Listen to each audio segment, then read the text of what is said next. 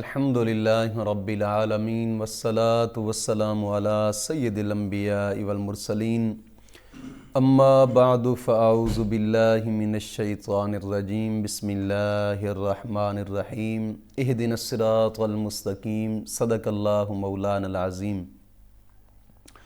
روحانی پاورفل وظائف میں سے آج ایک اہم سبق دوستوں کی نظر کرنا ہے، جو کہ 5 شعبان المعظم بروز جمعرات کا ایک خاص وظیفہ ہے۔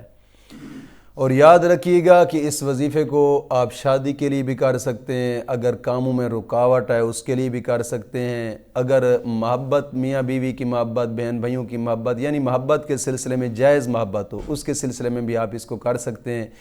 یہ ایک خاص جناب علی دعا ہے جو اس رات جس کو پڑھنے کا طریقہ کار ہے 5 شعبان المعظم کو جس طریقے سے میں بتاتا ہوں اس طریقے سے آپ پڑھیں، انشاءاللہ العزیز۔ ایک تو جادو ٹونے سے نجات ملے گی، کام رکے ہوئے ہیں وہ بھی آپ کے حل ہو جائیں گے، شادی میں رکاوٹ ہے، شادی نہیں ہو رہی، مشکلات ہیں، کوئی بھی ہو، یا آپ محبت کے سلسلے میں اس کو کرنا چاہتے ہیں تو محبت کے لیے ایک خصوصی وظیفہ یہ آپ کر سکتے ہیں، لیکن کوشش فرمائیں کہ جائز کاموں کے لیے آپ اس کو کریں، جائز کاموں کے لیے۔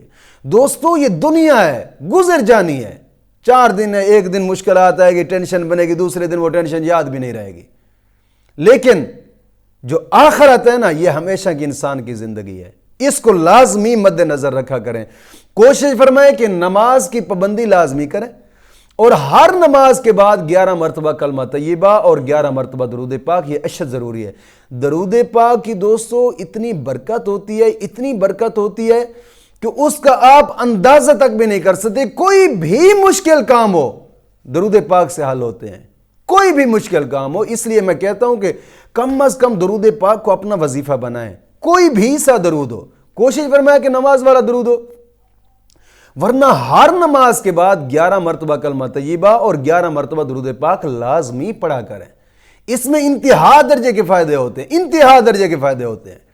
دوسری شرط یہ ہے کہ اپنے گناہوں سے توبہ کریں اور آئندہ گناہ نہ کرنے کا پختہ عزم کریں۔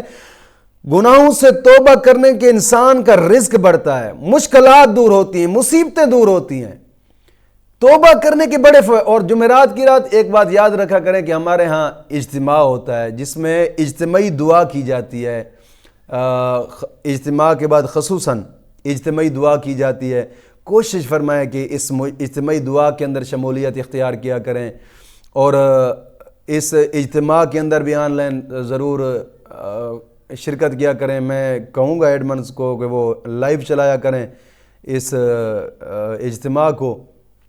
کوشش فرمایا کریں کہ جمعرات کی رات، اب تو راتیں بھی پاک آ گئی ہیں الحمدللہ، شعبان کا مہینہ، رمضان کا مہینہ جاگنے والے مہینے ہیں اور اپنے رب کو منانے والے مہینے ہیں۔ کوشش فرمائیں ان مقدس مہینوں کے اندر رب کی رحمت جتنی لوٹ سکتے ہیں لوٹیں، اس کے خزانے میں کوئی کمی آنے والی نہیں ہے، وہ اس کا خزانہ انتہا ہے، اس کی کوئی انتہا نہیں ہے، بے انتہا خزانہ ہے اس کا۔ کوشش فرمائیں اس رب کی بارگاہ میں اپنے گناہوں سے توبہ کریں اور آئندہ گناہ نہ کرنے کا پختہ عزم کریں۔ تیسری شرط یہ ہے کہ روزانہ نماز فجر کے بعد کم از کم 2 رکوع قرآن پاک کی تلاوت کے لازمی کیا کریں، لازمی کیا کریں، کم از کم 2 رکوع قرآن پاک کی تلاوت کے کیا کریں۔ قرآن پاک کی تلاوت کے بڑے فائدے ہوتے ہیں۔ ایک تو حدیث پاک میں آتا ہے کہ قرآن پاک کی تلاوت کے بعد انسان جو بھی دعا مانگتا ہے مولا کریم اس کی دعا کو قبول فرماتا ہے۔ اور دوستو ویسے بھی بڑے فائدے کہ حدیث پاک میں آتا ہے جو شخص قرآن پاک کی تلاوت کرتا ہے مولا کریم ہر حرف کے بدلے اس کو 10 نیکیاں عطا فرماتا ہے، 10 گناہ معاف کرتا ہے، 10 درجات بلند کرتا ہے۔ خود اندازہ کریں کہ 2 رکوع کے اندر کتنی آیات ہیں اور کتنی آیات کے اندر کتنے حرف ہیں، تو کتنیاں نیکیاں مفت میں 10 منٹ کے اندر ملنے والی ہوتی ہیں۔ کوشش فرمایا کریں۔ حدیث پاک میں آتا ہے کہ مومن وہ ہے کہ جو نیکی کے لیے حرص کرے، لالچ کرے کہ یار وہ فلان نیکی بھی میرے حصے میں آ جانی چاہیے، فلان نیکی بھی میرے حصے میں آ جانی چاہیے، فلان نیکی بھی میرے حصے میں آ جائے۔ مومن وہ ہوتا ہے کہ نیکیوں کا حرص کرتا ہے۔ کوشش فرمائیں کہ دوستو ان مقدس کاموں کو ضرور اپنایا کریں۔ حدیث پاک میں آتا ہے کہ جو شخص صبح کی نماز کے بعد قرآن پاک کی تلاوت کرتا ہے مولا کریم سارا دن اس کا اچھا کر دیتا ہے، سارا دن اس کا اچھا کر دیتا ہے۔ قرآن پاک کی تلاوت کے بڑے فائدے ہوتے ہیں۔ کوشش فرمایا کریں کہ ان مقدس کاموں کو لازمی اپنی زندگی کا ایک حصہ بنایا کریں، زندگی کا ایک حصہ بنائیں۔ اور تیسری شرط یہ ہے کہ اپنے قریبی رشتہ دار، بہن بھائی، والدین اگر روٹھے ہوئے ہیں ان کو منانے کی کوشش کریں۔ دوستو یہ دنیا ہے، جھگڑے 4 دن کے ہیں، گزر جاتے ہیں، ہمارے بھی تجربات میں گزرا بیٹھا ہے، لیکن یہ کسی کھاتے کے نہیں ہوتے یہ کام۔ کوشش کریں ان کو منانے کی، مل جل کر رہیں، محبت سے رہیں۔ حدیث پاک میں آتا ہے کہ جو اپنوں سے زیادہ دیر نہیں بولتا نا، مولا کریم ان کی دعائیں قبول نہیں فرماتا۔ کوشش فرمائے کہ اپنوں کو منانے کی کوشش کریں، رحم دلی اختیار کریں، نرمی اختیار کریں ان کے لیے، نرمی۔ آخری شرط اس وظیفے کی یہ ہے کہ کم از کم تھوڑا سا صدقہ لازمی کیا کریں، لازمی صدقہ کیا کریں، کہ صدقہ مشکلات کو دور کرتا ہے، مصیبتیں دور کرتا ہے، صدقہ جہنم کے دروازے بند کر دیتا ہے انسان کے لیے، صدقہ جہنم کی آگ سے انسان کو بچاتا ہے۔ صدقہ بہت بڑی چیز ہے، بہت بڑی چیز ہے۔ صدقے کا اگر آپ کو اندازہ لگ جائے نا تو آپ اپنی جان مال سب کچھ اللہ کے راستے پہ خرچ کر دیں گے۔ صدقہ بہت اہم چیز ہوتی ہے۔ اپنے جتنا ہو سکے، روپیہ، 2 روپے، 5 روپے، 10 روپے، 100 روپے کیوں نہ ہو، اپنے قریبی رشتہ دار، بہن بھائی، والدین، جو قریبی رشتہ دار ہیں، یا یتیم مسکین جو محلے میں ہے غریب، یا اللہ کا گھر کہیں زیر تعمیر ہو رہا ہے اس پہ خرچ کر دیں، یا دین کی اشاعت کے ادارے، جس طرح کہ اب ہمارا ادارہ درسگاہ زیر تعمیر ہے جس میں مسافر طلباء الحمدللہ صبح سے شام تک قرآن پاک پڑھتے رہتے ہیں۔ کوشش فرمائیں دین کی اشاعت کے اداروں پہ بھی خرچ کیا کریں۔ ہاں زکوٰۃ کا مسئلہ ہے، زکوٰۃ جناب علی صرف دین کی اشاعت کے ادارے جو مدارس ہوتے ہیں ان پہ خرچ کرتی ہیں، زکوٰۃ کے لحاظ سے بھی آپ تعاون کریں۔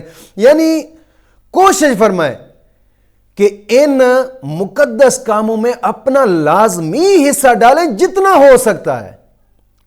آپ سکرین پہ دیکھ رہے ہوں گے الائٹ بینک اکاؤنٹ، جائز کیش اکاؤنٹ، ایزی پیسہ اکاؤنٹ آپ لوگوں کو نظر آ رہا ہوگا۔ کوشش فرمائیں کہ ان مقدس کاموں میں اپنا لازمی حصہ ڈالیں، انشاءاللہ مولا کریم اسی مقدس کاموں کے صدقے کرم نوازی فرمائے گا۔ الحمدللہ ہمارے طلباء اپنے معاونین کے لیے خصوصاً دعا کرتے ہیں کہ جو دوست احباب اس مقدس کام میں اپنا حصہ ڈالتے ہیں، الحمدللہ نماز عصر کے بعد محفل درود تنجینا کی ہوتی ہے روزانہ کی بنا پہ، تو اس محفل میں خصوصاً دعا کی جاتی ہے اپنے معاونین کے لیے، تو لازمی طلباء کی دعا کا حصہ بنا کریں، لازمی۔ حدیث پاک میں آتا ہے کہ جس نے دنیا پہ رہ کر قرآن کی حفاظت کی، مولا کریم قبر کے اندر جہنم کی آگ سے بھی اس کو محفوظ فرمائے گا۔ کوشش فرمائیں اس مقدس کام میں اپنا لازمی حصہ ڈالیں۔ تو یہ شرائط تھیں اس وظیفے کی، جو 5 شعبان المعظم کا یہ وظیفہ آپ کر رہے ہیں۔ یاد رکھیے گا محبت کے لیے بھی کر سکتے ہیں، یا دل کی کوئی آرزو بھی پوری ہے، ان شرائط کے ساتھ آپ اس کو کریں، انشاءاللہ العزیز میں گارنٹی دیتا ہوں آپ کا مسئلہ حل ہوگا انشاءاللہ العزیز۔ تو شعبان المعظم، 5 شعبان المعظم، سب سے پہلے یہ کرنا ہے کہ وضو کرنا ہے کسی بھی وقت، لیکن 3 وقت نکال کر، جو سورج نکلتے وقت 20 منٹ، نصف نہار کے وقت 20 منٹ، سورج غروب ہوتے وقت 20 منٹ۔ لوگ پوچھ رہے ہوتے کہ نصف نہار کا وقت کیا ہوتا ہے؟ دوستو نصف نہار کا وقت بالکل دوپہر کا وقت جو 12 بجے کا ہوتا ہے، یہ 20 منٹ نصف نہار کا وہ وقت ہوتا ہے، کیونکہ حدیث پاک میں آتا ہے کہ جب نصف نہار کا وقت ہوتا ہے اس وقت سورج شیطان کے سینگوں کے درمیان سے گزر رہا ہوتا ہے، اس لیے اس وقت کوئی چیز بھی پڑھنی جائز نہیں ہے، اور سورج نکلتے وقت بھی اور سورج غروب ہوتے وقت بھی، یعنی ان 3 ٹائموں کے علاوہ کسی بھی وقت آپ وضو کریں، وضو کرنے کے بعد مصلی بچھائیں، مصلی بچھانے کے بعد 2 رکعت نماز نفل کی نیت کریں۔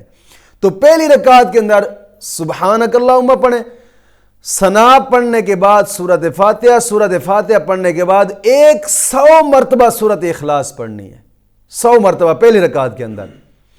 پھر رکوع سجود کریں، دوسری رکعت میں کھڑے ہوں تو الحمد شریف اور الحمد شریف کے بعد 101 مرتبہ سورۃ اخلاص پڑھنی ہے، یعنی پہلی رکعت کے اندر 100 مرتبہ، دوسری رکعت کے اندر 101 مرتبہ سورۃ اخلاص پڑھنی ہے۔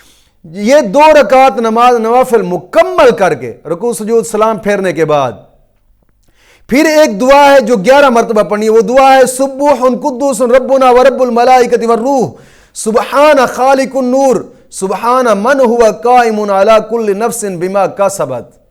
صرف یہاں تک یہ دعا 11 مرتبہ پڑھنی ہے. 11 مرتبہ پڑھنے کے بعد پھر 41 مرتبہ درود ابراہیمی پڑھیں. 41 مرتبہ درود ابراہیمی پڑھ کر اپنے رب کی بارگاہ میں دعا مانگیں. جو مانگو گے ملے گا، جو مانگو گے، بشرطے کہ ان شرائط پر ضرور عمل کریں. انشاءاللہ العزیز میں گارنٹی دیتا ہوں اسی طریقے سے اپنے رب کی بارگاہ میں جھک کر دیکھیں اور پھر مانگیں، نہ ملے تو پھر کہنا انشاءاللہ العزیز. مولا کریم دین متین کی سمجھ عطا فرمائے.